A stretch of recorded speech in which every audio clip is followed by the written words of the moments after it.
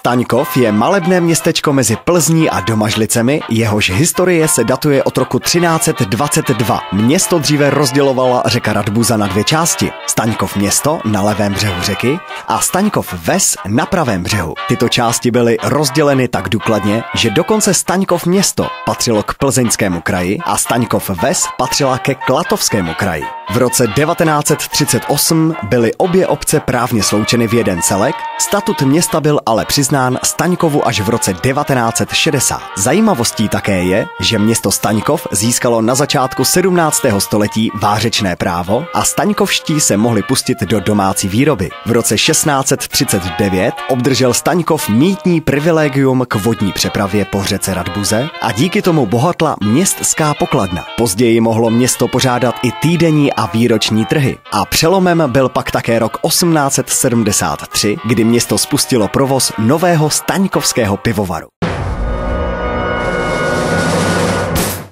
V současné době je město Staňkov už sjednocené a navíc mu přibyly i další obce, a to Ohučov, Krchleby a Vránov.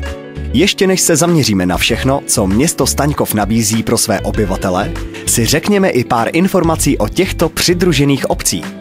První z nich je malá vesnice Ohučov se zhruba 90 obyvateli, která se nachází 2 kilometry od Staňkova v Domažlickém okrese. Krchleby pak leží na pravé straně okresní silnice 3 kilometry východně od Staňkova.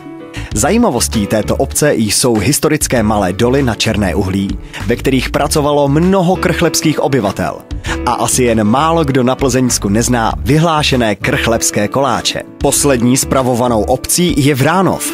Ten se nachází zhruba 2,5 kilometru jihozápadně od Staňkova. Nejzajímavějším objektem Vránova je rodinný penzion Koza, přebudovaný z bývalé zemědělské usedlosti vystavěné kolem roku 1830. Ale teď už se vraťme zpátky do Staňkova. Ve Staňkově v současné době žije bezmála 3300 obyvatel, kterým město zajišťuje kvalitní dopravní spojení v podobě jak autobusové, tak i vlakové zastávky. Obzvláště pro rodiny s dětmi je důležité, že město nabízí vlastní mateřskou, základní školu a také soukromou střední školu. Menší obyvatelé pak mají možnost chodit i do základní umělecké školy, která dětem a mládeži poskytuje větší možnosti rozvoje. Díky tomu, že město je v mnoha směrech soběstačné, se do něj stěhují i noví obyvatelé. Ti mají vyjma jiného k dispozici i moderní byty v nově vybudované zástavbě.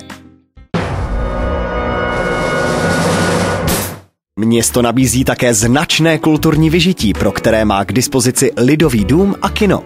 Vyjma jiného každoročně pořádá akce pro děti, například maškarní bál s doprovodnými soutěžemi, které se u dětí těší velké oblibě.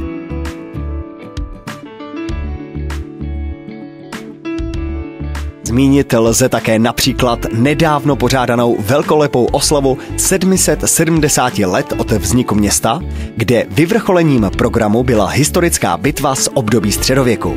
Samozřejmostí jsou i turistické a cyklistické trasy, které jsou v okolí města a i jím přímo procházejí. Město Staňkov je rozvíjející se klidné město, které si váží svých obyvatel a snaží se jim zajišťovat veškeré možné základní potřeby a volnočasové vyžití. Ale ostatně přijeďte se podívat do Staňkova a posuďte sami.